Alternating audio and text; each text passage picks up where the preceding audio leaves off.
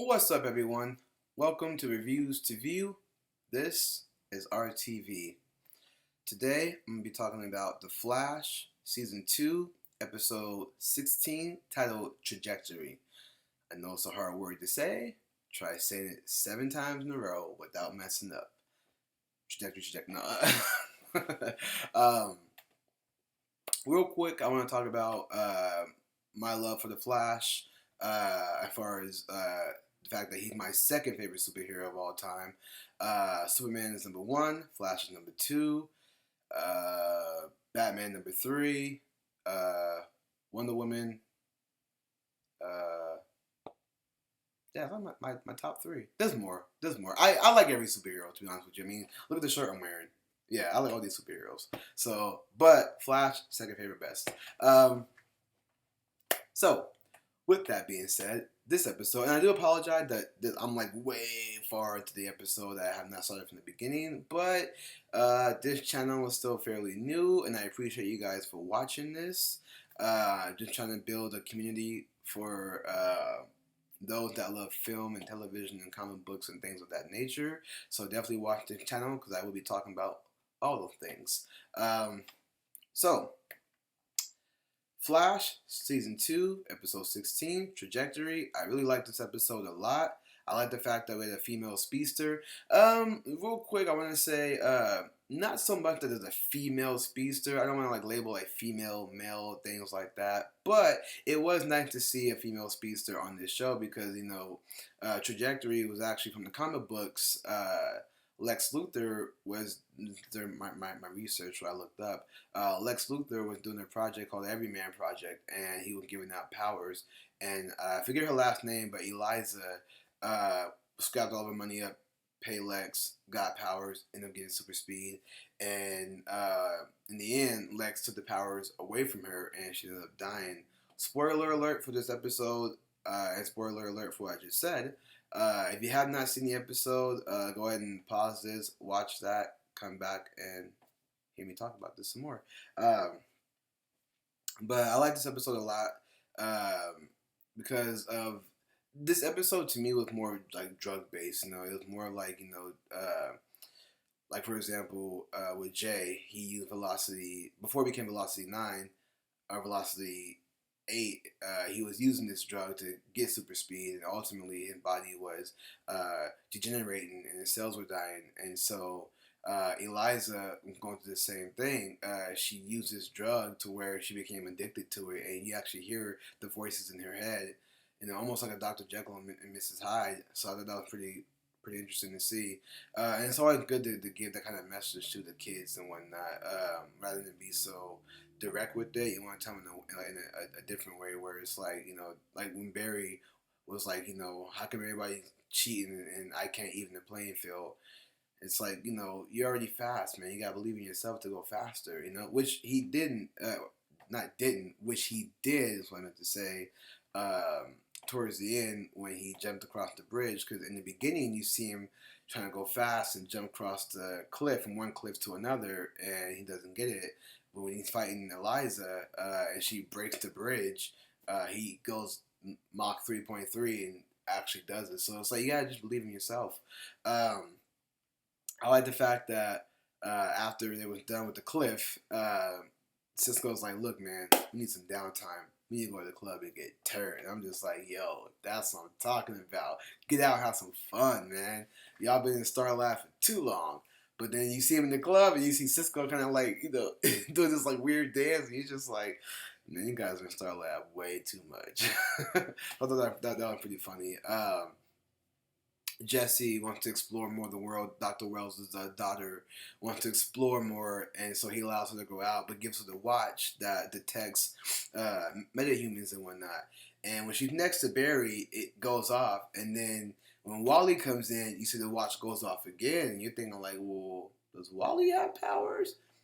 So for me, I was like, well, Cisco and Barry are both in the same building, so I can see why the watch would keep going off and off and off. So I don't think Wally has powers, but that does pique my interest, and it's cool that they did that to make us go, what? So then you see her go to the bathroom, and then she tweaks it a little bit, and then you hear the message her dad basically saying, I'm willing to kill to for you, this is what I'm doing for my daughter, and it makes Jessie feel some kind of way because you know she doesn't want to be the reason why her dad kills, and it's like it's almost like uh she doesn't want to allow her father to kill for her. Like all these lives don't matter because mine does.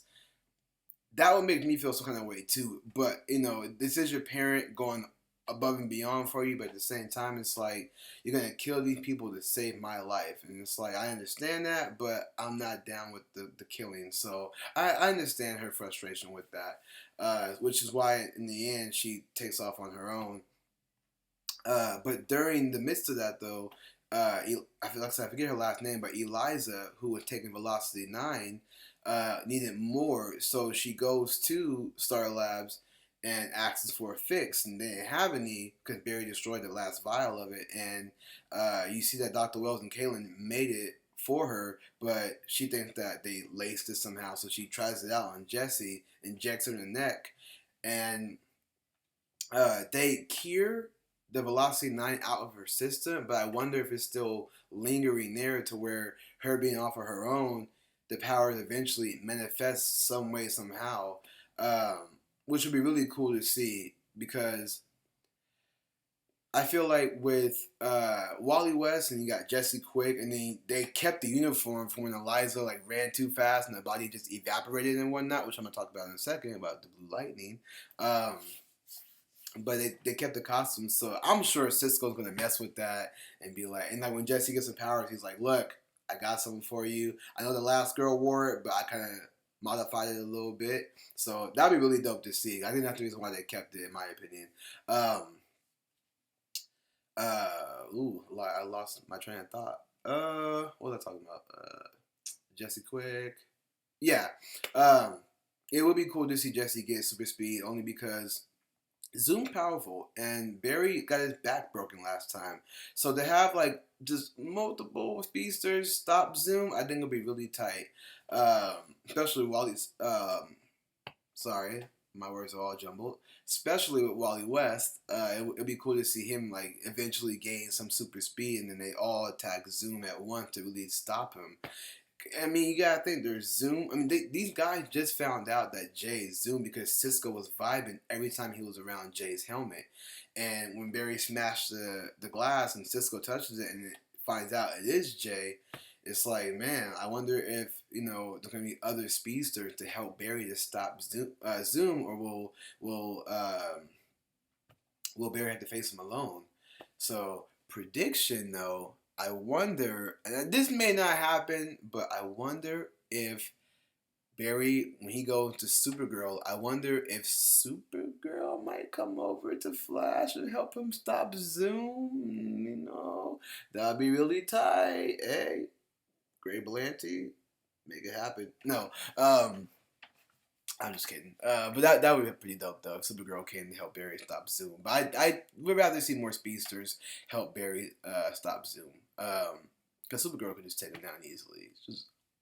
And he's done. He's like, huh, not so tough now, are you, fast guy? No, I don't know. It was random. But overall, I really enjoyed this episode.